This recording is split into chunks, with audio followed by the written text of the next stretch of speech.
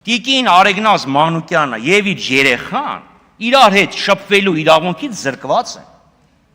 Երեխան 14 տարեկան է, այսինքն երկու չափահաս մարդկանցից զրկեք, դեռ կարող է ասեք, որ աչքով, ունքով, sense մի կերպ գաղտնի տեղեկություններ կփոխանցեն, բայց այդտեղ 14 տարեկան երեխու մասին է խոսքը։ Այդ հարցին չանդրադարձակ, անցակ Արեգնազ Մանուկյանը խախտեցիք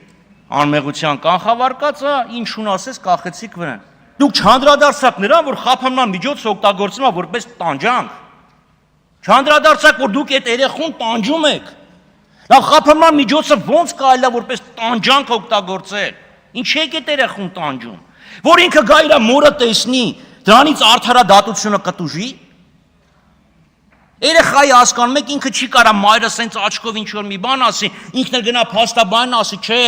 այսպես փոխի ես քո ցուսմունքը, որ չասեն, թե դու շպիոն ես։